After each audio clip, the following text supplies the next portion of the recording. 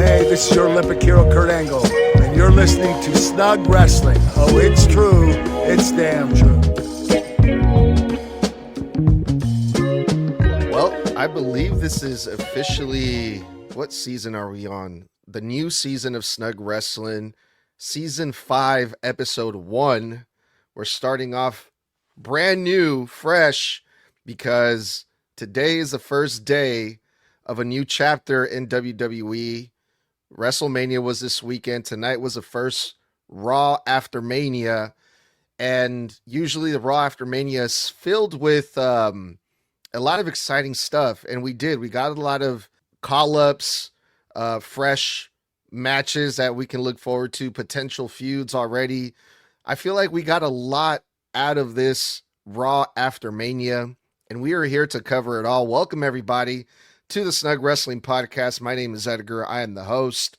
If you are new, welcome. Glad that you are here with us. We're going to cover everything pro wrestling. We had a great last year, so we're hoping for a great new year for us, for Snug Wrestling, and hopefully do a lot more than last year. That's always the goal, right? To grow more and to do more things. But welcome back, fellas. Mr. Blood is here. Tommy and Toxic. How y'all feeling today? Doing pretty good. It was I think a pretty decent episode of Monday Night Raw. You could feel that they had made some changes. Definitely felt like there's a lot of new story threads that are going to start happening, unfolding out of this episode. But also, I feel like maybe it's becoming a running theme. Maybe it's just the way that they changed things. This still felt like a pretty underwhelming episode of Raw for one that's supposed to be, the biggest Raw of the year, the most important Raw of the year, as it's always touted, the Raw After Mania. And I felt like this one paled in comparison to last year's Monday Night Raw After Mania. I mean, we got a heel turn from Becky Lynch. We got some call-ups. We had a couple of title matches, title changes. Like, it just feels it was a good Raw. It's just by comparison, it felt less than, if that makes sense. A lot like how WrestleMania has felt the last 2 years. A lot like go-home shows have been feeling the last 2 years. A lot like some of these PLEs have felt the last 2 years. It's just starting to become a trend that's starting to feel like the new normal for WWE. And I'm not a fan of the new normal. I feel like they could be trying a lot harder. I feel like they could be pumping a lot more energy into things. And there was some good energy on this Raw, but also it felt like not a lot of wrestling on the wrestling show again. I don't even think we had 5 matches. I think we had like 4. And it honestly felt like 3, but I digress. I'm doing good. I got state testing again tomorrow, so wish me luck on that. But the show was okay. I felt it was underwhelming for a Raw After Mania because they're usually wild as hell. But it was only sort of wild. There was things that were new, things that were unexpected, but not as crazy as they usually are. Overall, the episode of Raw itself was pretty decent, in my opinion, especially with the call-ups that we've got. A NXT run back that we got as well, but we'll talk about that here in a bit. So when it comes to that, it just feels good, especially with the man that was called up that had Snug and I both popping over that, but we'll talk about that here in a bit. Yeah, I think when it comes to like go home shows to PLEs or, the Raw After Mania, they I'm pretty sure they're like non-existent now, like as far as how the quality of the shows that the WWE has delivered the last couple of years. I don't even think that there shows or episode that we should be looking forward to that we normally do, if that makes sense, right? And why would they? Yeah, they can always try harder, but as long as people are going to pay for those tickets, there's no need for them to really try harder. Unfortunately, that's just the reality. But I don't know, maybe because I'm still off the high from how this episode of Raw ended, which I really enjoyed. I was pretty happy with this Monday Night Raw. But yeah, we'll get into it. Tommy brings up a good point. There was a few call-ups already. I'm just gonna call them out now because there was 4 that I can think of. The first one was Ethan Page, which I was really excited for. I love Ethan Page. The other one was Sol Ruca. Joe Hendry was also announced. And there was a 4th one. Did we see a 4th call up? All right. No, I think Zarya showed up on Raw, but I don't think she was announced to be officially called up, right? No, I think she was just there to hype up the last woman standing match that they've got tomorrow night. So then and I don't think Soul was fully called up. I think they're doing her the way they did last year for a lot of these guys, and she's a soft call up because they didn't fully announce her for it. I'm pretty sure Michael Cole said the new star from Raw when it comes to Sol Ruca. Did anyone else catch that, or am I tripping? I did as well. Michael Cole was all over her during. So what did Michael Cole say? I mean, he was heavily promoting her for NXT at the end when Zarya came in. He was heavily promoting their match on NXT this week, tomorrow, I believe. He was, but the only one that I specifically heard him absolutely say the newest addition to Monday Night Raw was for Ethan Page. Fair enough. All right. Well, for sure, we got 2 call-ups already in Ethan Page and Joe Hendry. So that's pretty good news, man. We got fresh faces. We got new people showing up on Raw. Things are getting mixed up. That's always exciting. All right. Who do we have up first? Oba Femi had he started off the show. He got a great standing ovation. The people loving Oba Femi, and why wouldn't they? You know, after that crazy ass match that he had versus Brock Lesnar, he got a standing ovation, and he said 3 words: "The ruler is here." Mic drop, and then he left. That was it. But I thought it was a great reaction from the fans in Las Vegas that they gave to the ruler Oba Femi. I don't have a lot to say about this. He said 3 words, so I'm going to leave it at 5. The man is a star. Technically, I think it was 4. The ruler is here. That's 4. But I like the new Raw graphics that we got. They looked pretty good. Oba's statement, it was simple, but it made its point. He's here on Raw, and he's here to stay, and especially after he called a shot on Roman on the post show of WrestleMania. I might be tripping on the word part. I'm not good in words. Overall, I'm just gonna leave it quick, leave it simple. That's all he needed to say. Especially with the fact that he absolutely plans on going after Roman Reigns. The OTC against the ruler. I wouldn't mind that match at all. Actually, I have one other thing to say because I feel like though I said that, I need to harken on something that I think is important to. It's so simple because there are few people in the last, let's call it 10 years that have been able to do something spectacular for their career and come in with a simple, single sentence, couple of word mic drop. Roman Reigns comes to mind after he defeated The Undertaker at WrestleMania, and he came out the next Monday night and he said, "This is my yard now." Mic drop, walks away. Jade Cargill won the women's WWE Undisputed Championship. What does she do? She walks out the next show. She goes, "I'm that bitch." Mic drop. Now Oba Femi walks out. "I am the ruler." Mic drop. That's it. There's something special when you can ravenously ramp a crowd up like that, and all you have to do is just stand there and let your presence, as the kids say, let the aura fill the room. That was irrefutable, indisputable, irrevocable fucking aura. That right there, my friends, is organically being over. That right there is you either have it or you don't.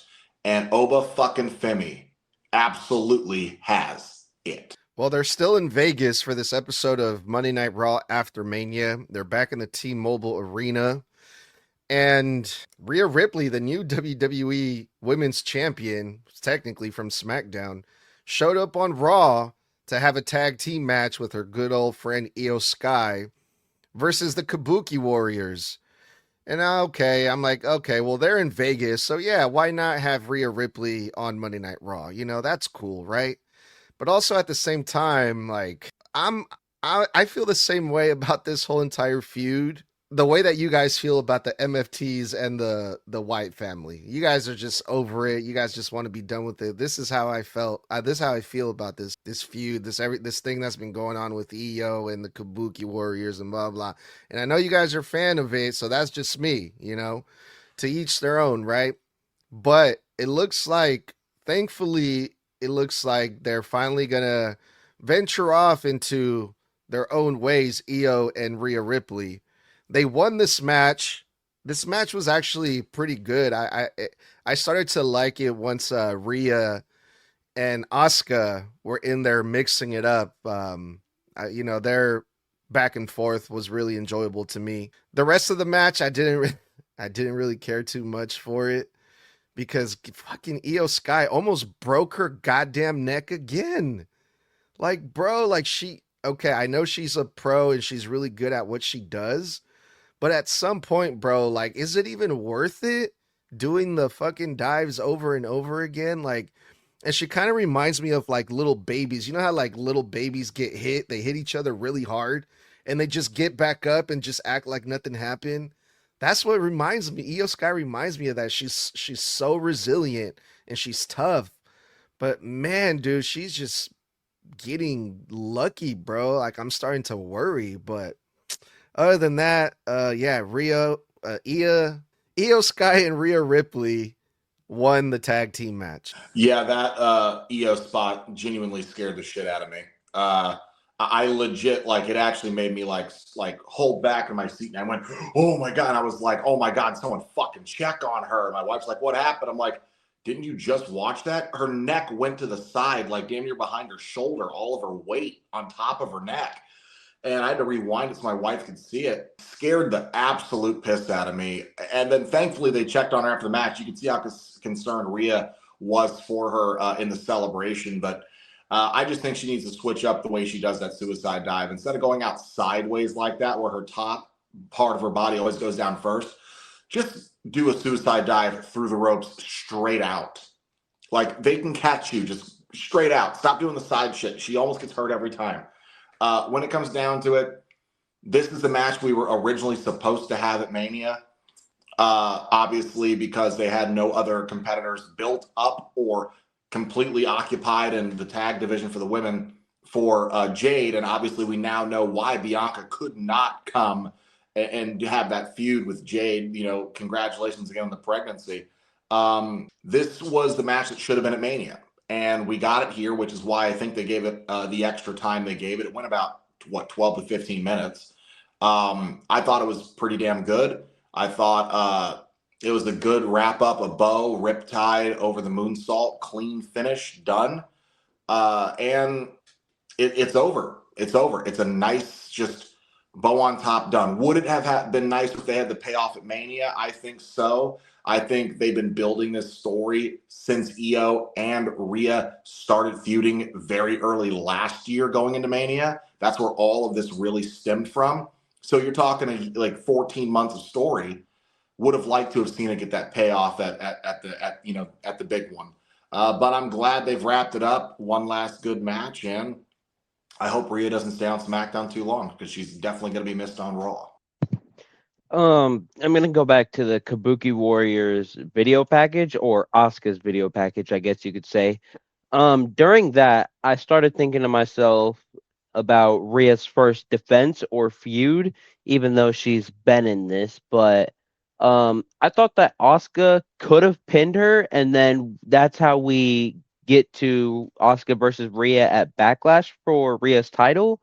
But that didn't happen. But I sort of didn't like this match, and it's because we've seen it too many damn times. But overall, the match was good, like, in the actual match. No key spots, really, for me, other than that, like, super scary one from EO. But I am so glad that all of this is over, and I hope it is, and I hope they just don't have Asuka and Io feud. That would be stupid. I had fun with it. I don't overall think that Asuka and Io will be feuding. I have a feeling like at this point, that whole story involving the three of them are done at this point. So hopefully this entire feud is gone, because I'm kind of with Snug on this one, where it's been going on for so long. It just needs to be over at this point. But the match itself, I actually like. Here's another idea. How about don't do the dive at all? Mr. Blood, you mentioned like, oh, maybe she should do it differently or whatever. But I'm like, everyone does it. Like, it wouldn't be the end of the world if Io Sky just stopped doing it. And I mean, Javon Evans is flying out the ring. Fucking, even the big guys, Eric Rowan is doing dives. Like, why, bro? And to me, I think the best dive or the guy that does the dive the best right now that I can think of off the top of my head is Dragon Lee. I say just let Dragon Lee keep doing it, because the way that he does it is fucking crazy. And Io Sky should probably just come up with something else. I mean, nah, because there's always a safer way to do it. That's just coming from a wrestler. There's always a safer way to do it. There's always a way to adjust your, your skill set in the ring. When it comes down to it too, something I did want to mention. I feel like this was a missed opportunity. The only gripe I have in this match, it was a missed opportunity to have the feud end with Kairi finally turning on Asuka and standing up for herself. That's the only thing I would have liked to seen from this. So we could have had the moment with Rhea and Io, but then also them embracing and forgiving Kairi. After everything we've seen, I felt like it was building up to that, and I don't know why they couldn't have done it here. I think that really would have popped the hell out of the crowd, seeing Io and Kairi hug and seeing Kairi be the reason Asuka lost. And I think that was the only criticism I had, is that if I were writing the show and I'm not, I would have written that in there, because I feel like if we're ending the whole feud, that was a major part of the very beginning of them fighting with Asuka in the first place. And it would have been a perfect, kind of period on the end of the sentence. These dives are beginning to feel like the new super kick is just overdone to me. But hey, well, high flying is a style of wrestling. It's just, I don't know. For once, I think I actually agree with fucking Peter Rosenberg. I never thought I'd ever say that, but goddamn. Well, we heard from the former World Heavyweight Champion CM Punk, who cut a really passionate, intense, real promo. But hey, that's CM Punk. That's just what he does on the regular basis. And he's like, look, man, I've been going through a lot of defeats as of late. I had friends. I lost friends, coworkers. I lost my dog. And, he put over the people that work for the WWE, the truck drivers, the people in catering, the people that make the outfits, the makeup, the people that we don't really hear about when it comes to, who makes the WWE work backstage, right? So that was cool. And he mentioned like, look, I did lose, but this is not the end for me. I'm not gonna, turn all emotional and just be sad and depressed. No, I'm gonna stay ready. I'm gonna stay focused. I'm gonna keep working hard. I'm gonna keep showing up. I'm gonna keep making the dates.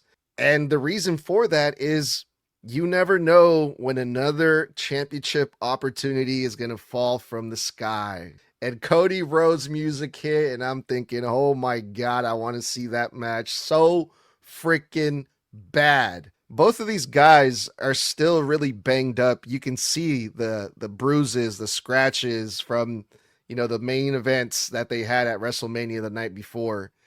And they're selling it. They're beat up. And yeah, man, face to face, Cody and Punk. Cody says, just say win. Just say win, Punker. So hopefully we get this match soon. What did you guys think? I really like that Punk put over all the, the unsung heroes of, WWE that really do just, have a hand in production. It reminds me of Avengers Age of Ultron when they land back at Avengers Tower and Maria Hill walks onto the Quinjet. She looks at Tony, calls him the boss, and he goes, "Oh, I'm not the boss. He's the boss." Points at Captain America. "I'm just the guy that designs everything, builds everything, pays for everything, and just makes everybody else look." And that's what I think of the production team. It's like they never get recognition, but they're the reason any of this works. Like without production, WWE is literally just a fucking ring in the middle of probably a fucking field, because it's also the unsung heroes that help get the building set up, all the chairs out, set up the entire stadium and the stage and the ring crew. And I used to be on ring crew when I was a pro wrestler and training in pro wrestling. Ring crew is so important. We also set up everything, concessions. So I like that he gave them their praise. It's really nice because no one ever thinks to thank the guy that mops up the floor, right? But also, I will say on the other side, I like that he took the loss on the chin. He didn't complain. He didn't whine. He's looking forward to the future. He's not a man that's living in the past, right? That's what I like about Old Man Punk. Cody came out. Man, that was brutal. It was so bad. My wife thought it was makeup, and I was like, "No, babe. If you watched the replay from Saturday, if you saw the backstage WWE.com footage of like them literally like prodding at his eye to try to make sure it wasn't like welling up with like blood in the lids and stuff, that like the entire bend of Randy's ankle had wrapped around the entire front of his face. Like the laces sliced his freaking but I love Cody, man. I mean, you look at Cody, that is the guy that looks like a fighting champion because he literally looks like he was in a freaking fight. I will say between these two, their promos, though I love them together, when they're doing the buddy thing, it's a little wonky because I feel like they're just ad-libbing. There's no script. They're just playing off each other. And then it kind of feels like it's very in the middle, stale, no energy. Fans are like, dude, this is awkward. Just kiss already or something and then finally, then we get the tension, Punk's like, are you calling me a loser? But he's like, I'm okay with that. I technically am. But you know what? I'm looking for the future because you never know when another opportunity is going to drop in your lap. And he looks at Cody's title. The fans go crazy. And I love that is one match. If there was any match I really want to see this year, oh, you better believe it is Cody Rhodes versus. Punk's title reign with the World Heavyweight Championship was more than just a title reign. It was a catalyst of hope and recovery from all of the loss and pain in Punk's life outside of the ring and kayfabe, which it was a good reign, don't get me wrong. And he's not going home and crying.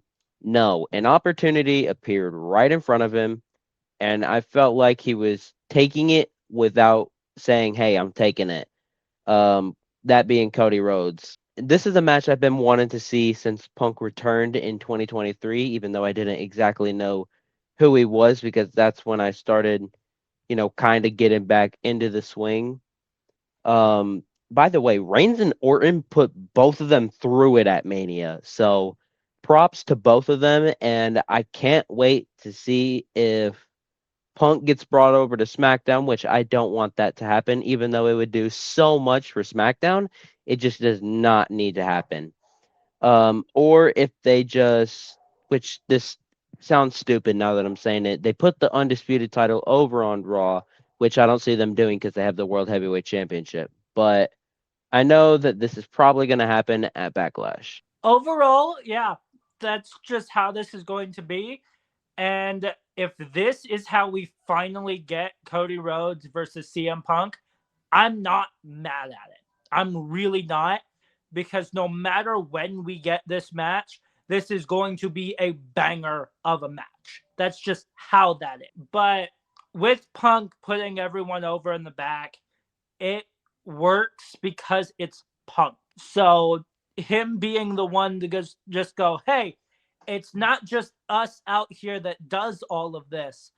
There are people back there who do not get the recognition that they deserve, that they highly deserve for setting all of this up. Without them, none of this would be possible. So that just works out. And if this is how, like I said, if this is how we're getting Punk and Cody, bring it. This is how I want. But there is one question that pops into my head. Yes, he wants to look towards the future and not look at the past. Great. He didn't do what we thought he didn't bring up the steps, in which that I was a little bit shocked of. Yeah, I mean, he was out there complaining. He didn't have any complaints. He, like Blood said, he took it to the chin like a champ, right?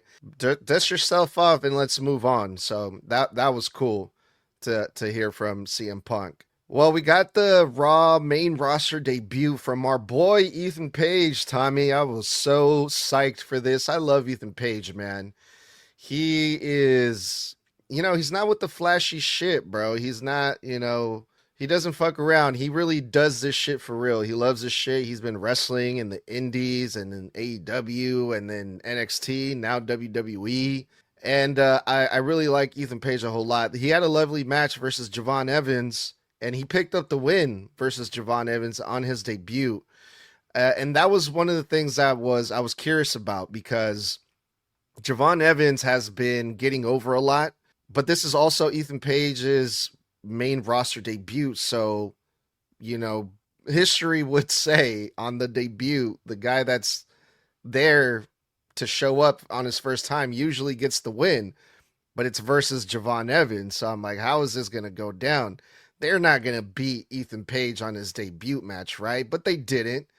But they did it in a way where Javon Evans is really, really, really protected. Not only was, commentary heavily putting over the fact that Javon Evans was in a brutal ladder match last night, which he was, versus 5 other people, and he took crazy bumps. But there was also an interference, a run-in by Rusev during the match. So Ethan Page took advantage, and he got the win. And we saw some shenanigans after the match involving the Intercontinental title scene with Penta, Rusev, Ethan Page, and Javon Evans all getting mixed in there together. I thought this was lovely from top to bottom. Good on Ethan getting called up. I'm not a crazy Ethan Page fan. I think he's a great wrestler. You're right. He doesn't do the flashy shit. And maybe that's just a little bit of the spoiled nature of today's wrestling style. Everything's a little bit more high octane, a little bit more fast paced. There's always a little something, a little stamp on everybody's skill set. So maybe that's why I was a little underwhelmed with his performance, because I've just been spoiled by, the other 80% of the roster that does something psychotic in the middle of their matches. However, that being said, you guys know me, my favorite wrestling style. I love full-blown technical wrestling. That's my favorite thing ever. I'm a rest hold fan. Yeah.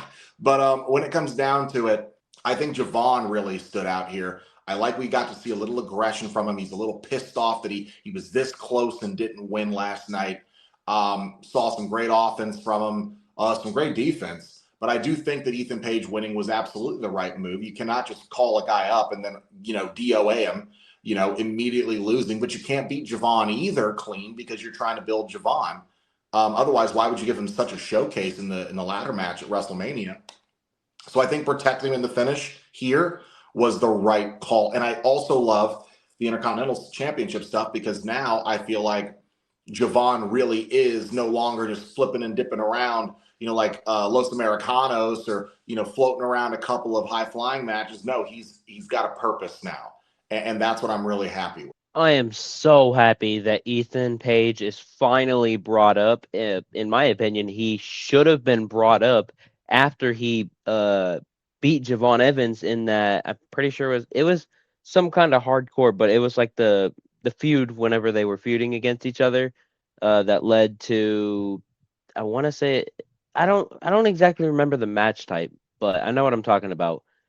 But they brought Ethan up, but I have to wonder, when is it JC Jane's turn? Because I feel like she's close to being brought up. She is definitely close, and I've heard something online that, on NXT Revenge, like last week, I think it was, or whenever the last Revenge was, that she got moved off of the NXT roster, which I don't know how true that is. But Javon's insane. How could he even get bouncy as he did after the hell of a ladder match he was put through. These two, being Javon and Ethan Page, have a lot of history, as I just said. They always put on good matches, no matter what match type it is. I mean, this might be too early to say this for Javon, but Ethan probably. But I feel like these two are wrestling soulmates. I wouldn't really say that, but I mean, they're close to it because all their matches are good and they have insane chemistry with each other. So, I mean, it's an amazing main roster debut for Ethan Page. And next week, we are more than likely seeing Penta and Javon versus Rusev and Ethan Page because Rusev, holy crap, Rusev and Ethan did technically team up because Ethan helped Rusev with Penta. So, yeah, I could see that next week. Yeah, but Toxic, here's the thing. It's not too early to say that. It's really not. When it comes to Ethan Page and Javon Evans, those two, they truly are. You look right back to NXT and how that went, because I know which portion you're talking about. Aren't you talking about a little bit after Javon Evans got his jaw busted up? Yeah, that's the one I'm talking about. Yeah. So just those two alone, this is going to be phenomenal for Ethan Page. And there are several matches that I would love to see from Ethan Page. Him versus Roman, I wouldn't mind seeing. Him versus Penta. Him versus Punk, I wouldn't mind seeing as well. Cody. Him versus Cody at some point, especially with their AEW history. I would not mind so many different matches coming from Ethan Page against these massive stars. I got one for you. Triple threat, Ricky Saints, Ethan Page, and Cody Rhodes. Yeah, the good thing is it looks like they're going to put him in that mid-card Intercontinental title scene. And I got to be honest, man, I would love to see Ethan Page as Intercontinental Champion, especially what he did with that North American title down on NXT. Man, I can't wait to see what they do with Ethan Page. It's going to be good. I can't lie, though. When Rusev put that IC belt on his shoulder and I saw it matching the black and gold of his gear, he looked pretty goddamn good holding that belt. All right, the second debut or call-up that we got of the night was Sol Ruca came out and interrupted Liv Morgan, of all people, while she was trying to do her celebration after winning the Women's World title at WrestleMania. And I'm like, God damn, pretty ballsy, Sol Ruca going straight to the top here. And this turned into a match out of nowhere for Liv Morgan. Good old Adam Pearce came out and was like, let's give Las Vegas a good old-fashioned fight. Sol Ruca versus Liv Morgan, one-on-one. And, man, a lot of stuff happened in this match. I'm thinking, as soon as I saw Sol Ruca show up on Raw, I'm like, oh, my God, is this a call-up? I don't know, man, because she has that thing with Zarya. I don't think it's a call-up. I'm sure Zarya is going to have something to say about this. And, yeah, what do you know? Zarya showed up, attacked Sol Ruca, and Liv Morgan took advantage to get the win. 1, 2, 3 over Sol. But, I mean, for being Women's World Champion, Liv Morgan, Sol Ruca gave her a long night, Liv Morgan. It was a hell of a competitive match for the World Champion.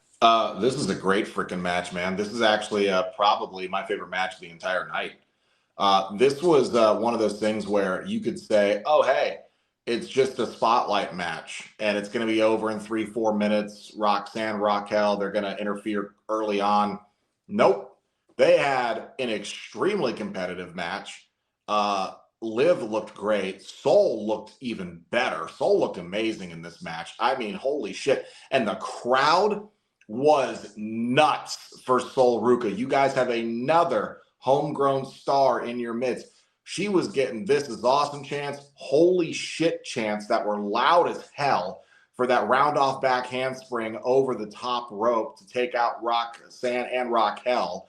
I mean, they were fired up. She is Raw coded, but she's main roster coded. The fans were eating her up.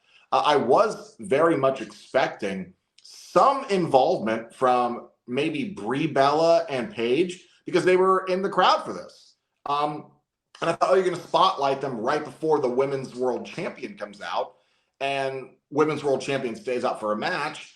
Is Paige going to get involved? Is Nikki going to slap her? But Nikki just had surgery. Is Brie going to do something? Because I'd love to see Paige versus Liv, and we didn't get that. So I was surprised. I had completely forgotten about Zarya. You guys know I don't follow NXT that closely. I leave that to you two gentlemen. So I was like, fuck. So here comes Zarya ruining a fantastic match. But then I thought, well, it makes sense. You don't want to beat Sol Ruca because you want to keep her strong. She has another match tomorrow. But also, you're trying to, the entire audience is, growing to love her from the couple of stints she's popped up on the main roster for. But you also can't beat Liv because Liv just won the World Championship at WrestleMania. So this was a smart interference, same way that Rusev interfered in between Javon and Ethan Page. Keep him strong. Is it tired? Yes. Does it make sense? Absolutely. But I thought this was a phenomenal showcase for Sol Ruca. And if it was anything to go by, the crowd was insane for her. And I still believe this match proves she is the Charlotte Flair of this generation.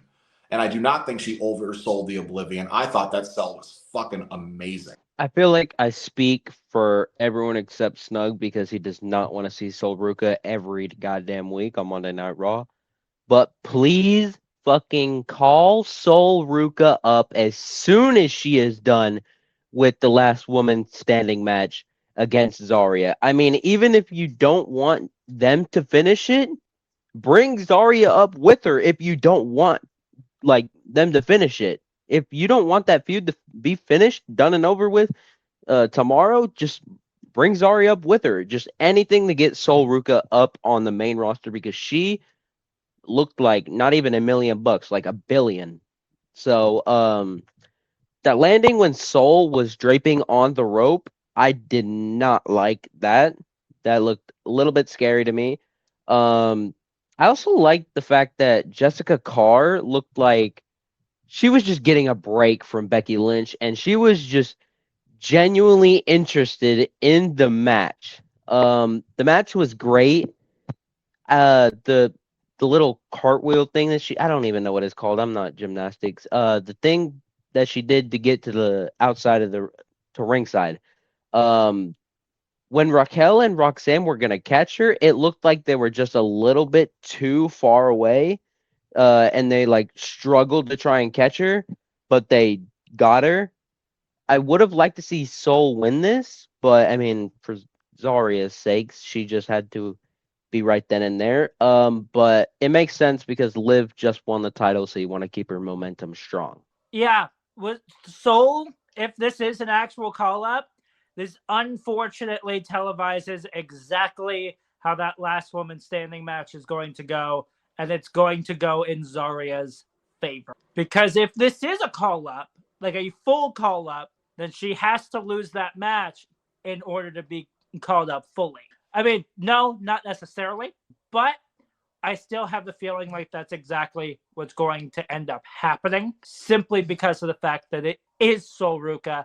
And still, with Sol being called up, put her against the Judgment Day because there is one person in that group that she has history with, that being Roxanne Perez. So go ahead and do that because I would love to see that run back. All right. We heard from The Vision and Paul Heyman. The Vision are the current World Tag Team Champions. And The Vision came out after a very nice, well done, well produced video package of Brock Lesnar and his retirement. I mean, it's looking like he's done. Just like that. Unannounced, unadvertised. Brock Lesnar's like, I'm going to put this kid over at Mania and I'm just going to leave. Are you guys buying this still or after seeing? I'm absolutely not buying it. He's showing up before SummerSlam. Okay, fair enough.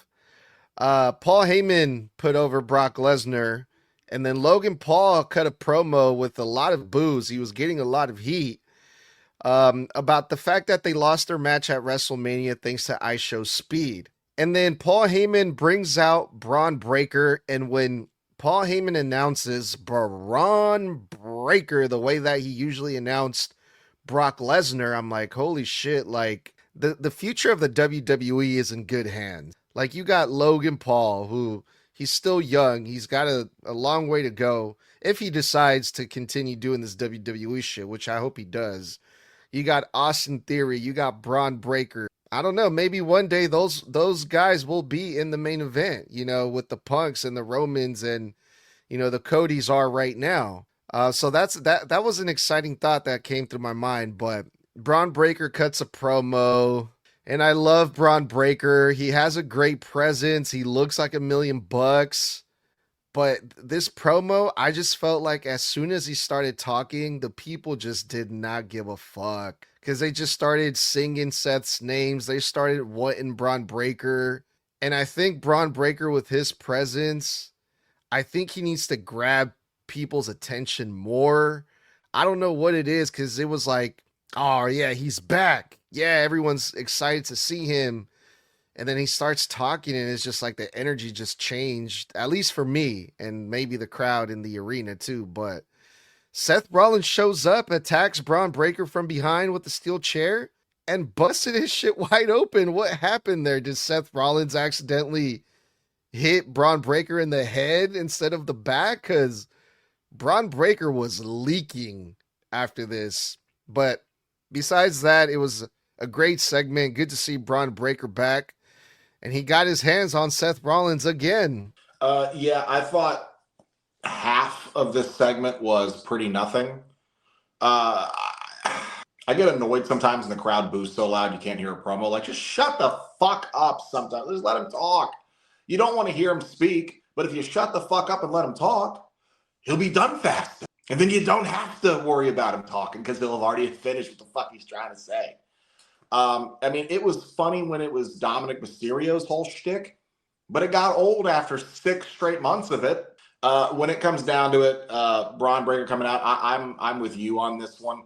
I definitely think because he was out for 2-ish months, that a lot of his momentum and aura cooled off, which is going to happen when you're not on. But I believe in Paul Heyman enough that he can help Braun get it back. And I think Braun is capable of getting the fans back. Maybe it's also just because it was this crowd that has been here all fucking weekend.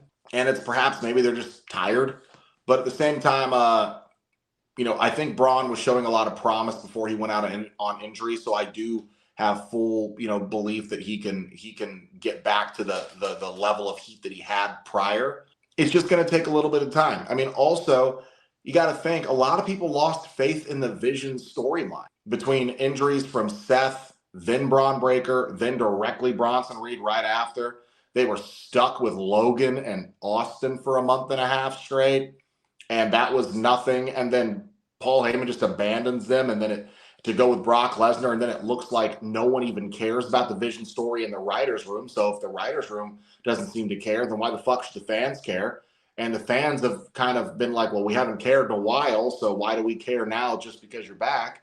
I think it's going to take a little bit of tweaking to get the fans back on the side of this. But I thought it still accomplished reestablishing Braun's place in the pecking order on the roster and in the Vision. And hold on, I completely forgot one thing.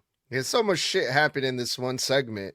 The Street Profits are back. They fucking came out to assist Seth Rollins on this 3-on-1 beatdown versus the Vision. The Street Profits returned and went straight towards the tag team champions of Monday Night Raw.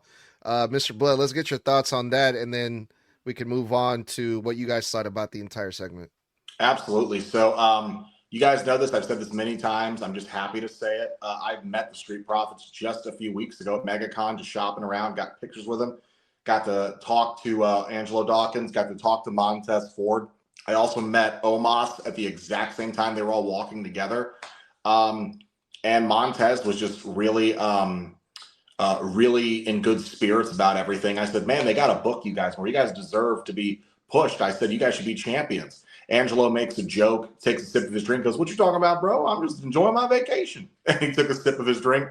And then Montez laughed and was just, it was they're very just good energy guys. They're just cool. So to talk to them a month ago, and say that to them, and then have them pop up tonight and see that it looks like they're getting that push. They've finally gotten off the SmackDown turn wheel, and they're literally on the big show going after a pretty important story in that of tag champions. I'm extremely excited for this. And bro, let me tell you, make them the champions. These guys have been on the sidelines waiting for their moment for so fucking long. You saw how the crowd reacted to them. These guys have always had the it factor, and I hope that we're finally putting some respect on the Street Profits, because you know what? They want that. Not a lot of thoughts on the Heyman promo, other than Braun Breaker being back. I love that he's back, and can't wait for Bronson Reed to return. I feel like they're gonna have to do the same thing that they got to do with Braun Breaker to get his momentum back, because I remember back in like October when it was the build up for Crown Jewel. I was actually at one of those Raws. Just it was on fire for Bronson Reed, so can't wait to see him back. But never mind, the Street Profits are back, and with their OG theme song, we want the small, like, yeah, you get that one. And here's a hot take: I think the Street Profits will be the first team to hold both new versions of the tag titles.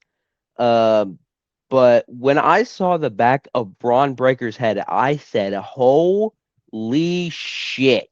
Just how hard did Seth hit Braun? I mean, I get that you're heated with him, but holy shit. You're going to take his head out? Yeah.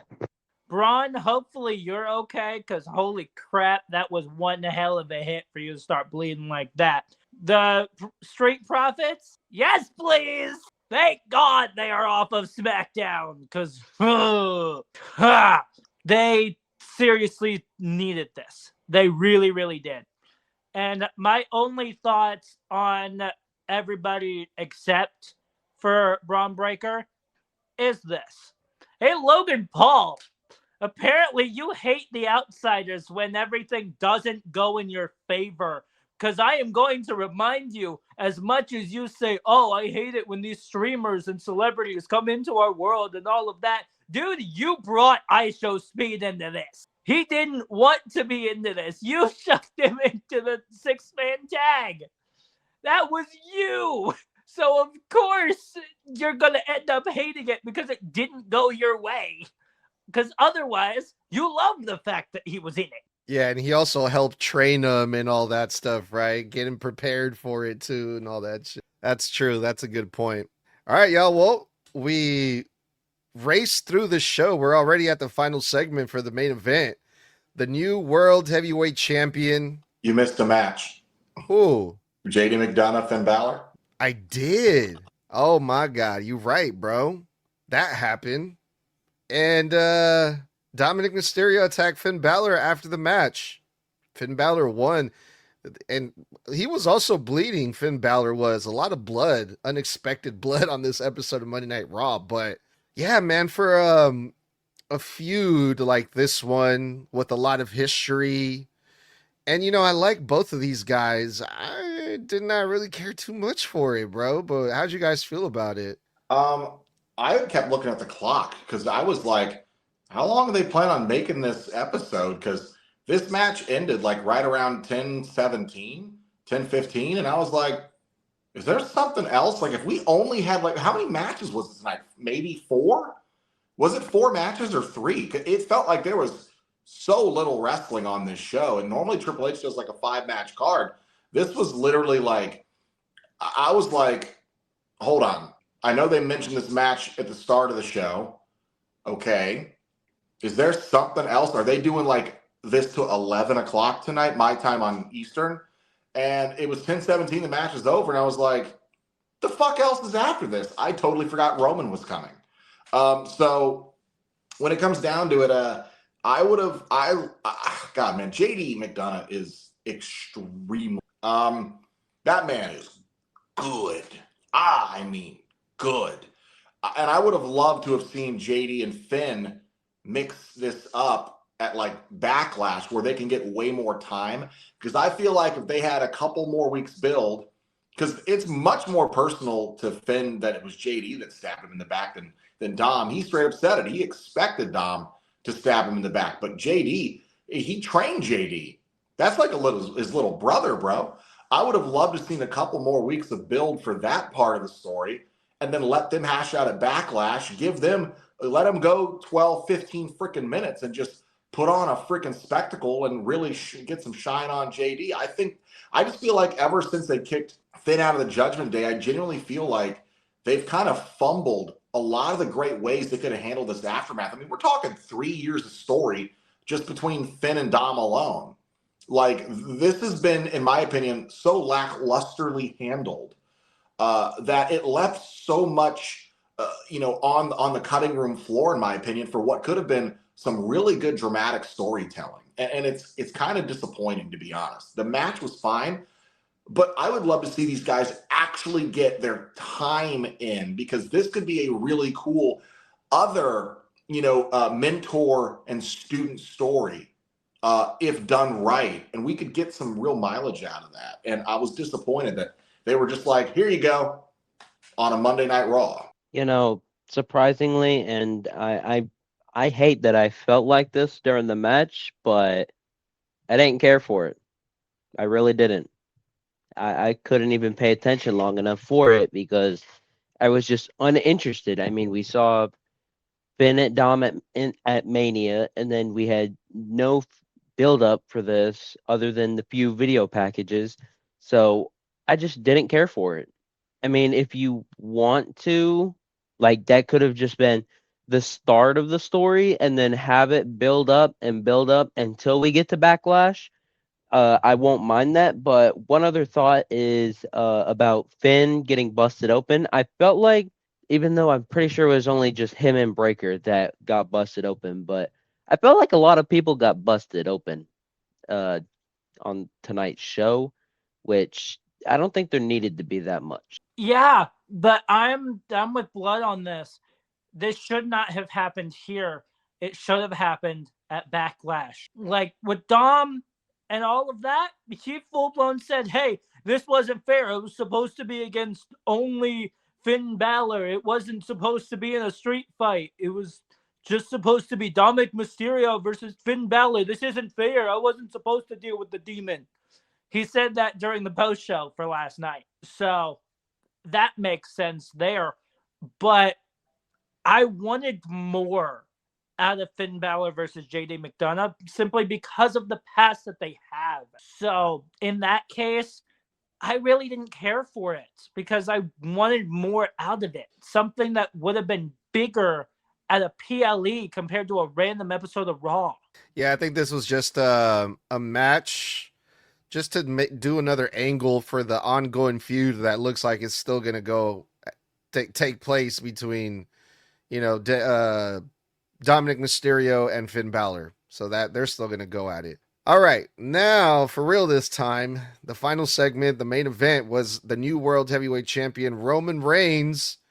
He's walking around backstage through Gorilla, holding that belt, really proud of himself. And the Usos are in Gorilla.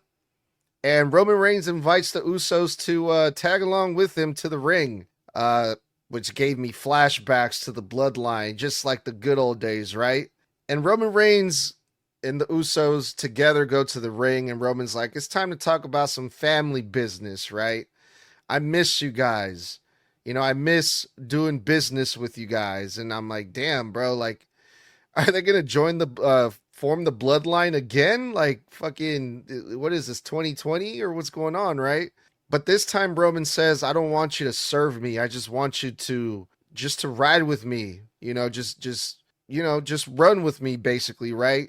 And Jimmy Uso's like, look, man, you're always going to be our tribal chief, and we acknowledge you. And just like the good old days, Roman Reigns standing in the middle, holding gold, side by side with the Usos, throwing up the ones, acknowledging the tribal chief. But Jacob Fatu is on Monday Night Raw. He showed up, and he went face to face with Roman Reigns. A lot of people were thinking, oh, it's going to be Gunther the one to step up to Roman first, or Oba Femi, because Oba Femi called out Roman Reigns last night on Mania in the post media scrum thing that they do. Roman Reigns responded to Oba Femi as well, so a lot of people were chanting Oba during this whole thing. But it was Jacob Fatu, and if you want to talk about bloodline, well, he's part of the bloodline, and things got really interesting. Jacob Fatu said he wants everything that Roman has. He doesn't want to be tribal chief, but he wants the watch. He wants the money. He wants the gold. He wants the shoe deal. He wants to provide a better life for his family. That's just real shit. Roman wants the same thing for Jacob Fatu, but Roman doesn't think Jacob Fatu is ready, and it looks like this is going to go down at Backlash. Yeah, so here's the thing. They did reform the bloodline tonight.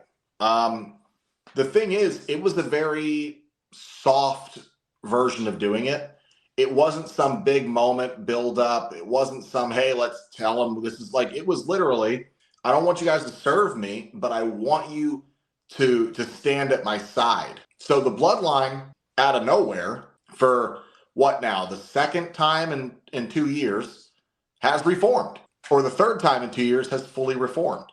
So we're back in a new groove, in a different way, because now it's not about pecking order. Now it's about equality. It's a babyface bloodline, a full-blown babyface OG. Just the first three before Solo, before Sammy, bloodline. No Paul Heyman. It'll be interesting to see how it goes. I also just realized, I guess we're just not doing the draft anymore. Because Jacob coming out just kind of solidified. They're not doing the draft anymore. They're just going to start quietly moving people over and swapping brands as surprises. And I think that's what this week, next week on Raw and SmackDown is basically going to be. Them shuffling people around. I mean, Rhea headed over to Raw tonight. Jacob showed up here. I mean, you got people from NXT popping up. Like, there's no draft anymore. I think the draft is done. I think it's literally just going to be, hey, we're going to move you when we want to move you. And now, we're just not going to acknowledge anything about the GMs trading people or nothing. It's just, you're here now. That's it. So I'm wondering what that means for the rest of the SmackDown roster and next Monday. But I thought this was interesting. And let's see where it goes from here. This felt like old times, the good days, just Roman, Jimmy, and Jay. Before Solo, before Sammy, not before Heyman. Heyman was there before Jimmy and Jay. But I hope we don't see this every week, which looks like we are going to, because in my opinion, the Usos need to the Usos need to focus on their own thing and let Roman focus on the World Heavyweight Championship. Jacob showing up was unexpected as hell. I thought it was going to be Oba, because I mean, he was the only one to call his shot other than Gunther, because he did call his shot in a backstage segment. But I thought it was going to be Oba first. But if we're getting this at Backlash for the World Heavyweight Championship, I'm all gassed up for it and no breaks with it. This feels right. Just to have the Roman Reigns, Jimmy Uso, and Jey Uso, the big three. It feels right to have these three side by side again. It really does. And at this point, I would not mind having those three on my screen every week together again, because it works. It worked the first time.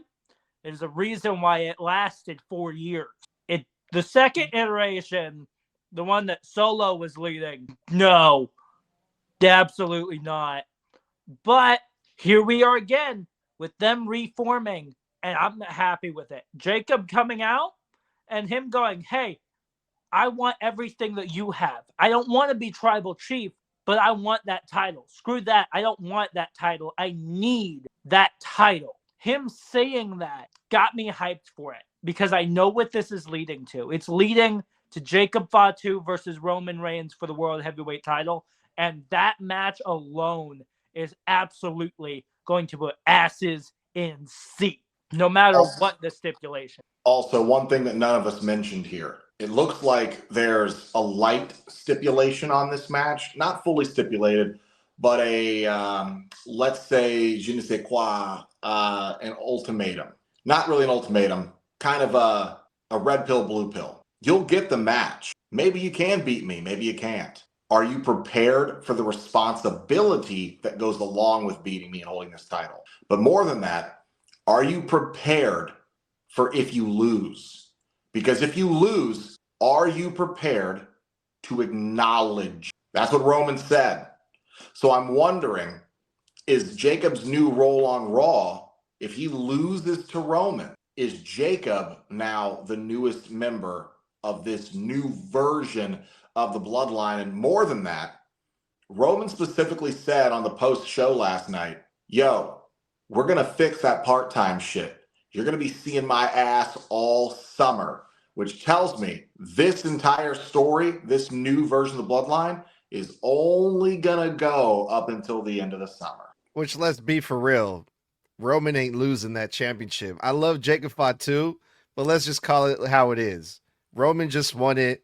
He's not going to lose it at Backlash versus Jacob Fatu.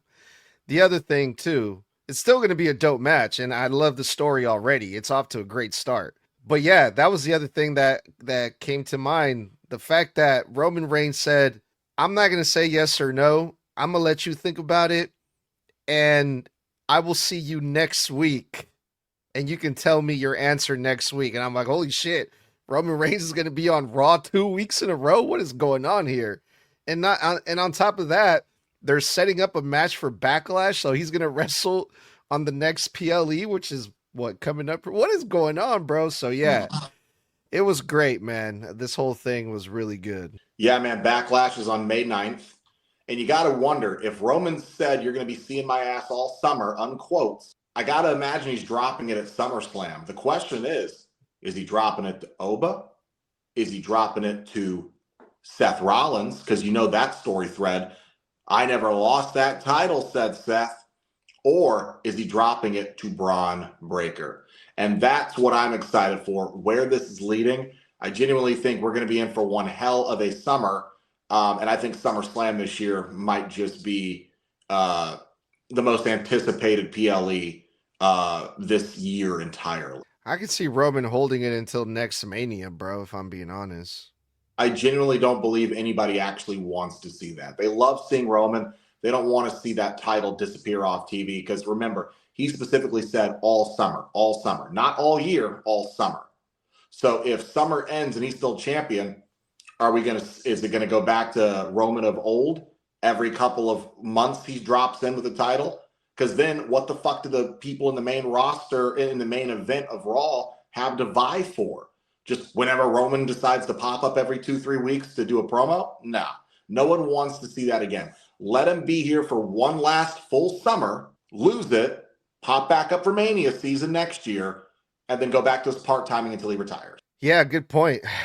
Well, I don't know about you guys, man, but I am really pumped about where these storylines are heading when it comes to the WWE. So, yeah, man, I'm really looking forward to this new road to next year WrestleMania.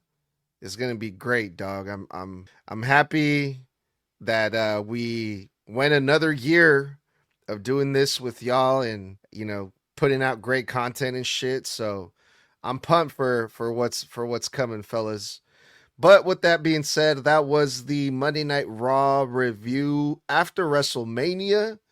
And we will be back again pretty soon. But until next time, let's get up out of here. All right, guys, that's going to wrap it up for this episode of Snug Wrestling, episode 1 of the newly begun season 5. We are in a new era because this is what we do.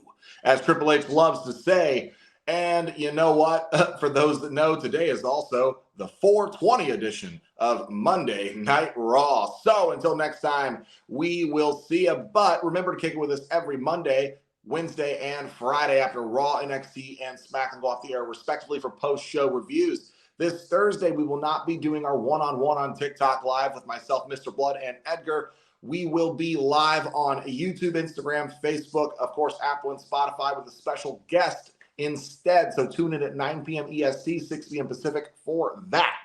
Of course, if you love hanging out with us during the shows, you can check out all of our social media. We do segment-to-segment live reaction content on all of our social media. And of course, if you ever miss episodes with us live like this, those episodes are in a beautiful little folder for you to check out on Apple and Spotify. All of the links are in all of our descriptions. And of course, you can support the podcast by heading over to our teepublic.com. That is teepublic.com/snug-wrestling to pick up your Snug Wrestling merch on more than 70 different items, 70 different designs, and enjoy that. So until next time, stay safe, stay savage, stay snug. That was our 6-episode streak in the book since last Tuesday. I said that was Fullness. One word. word.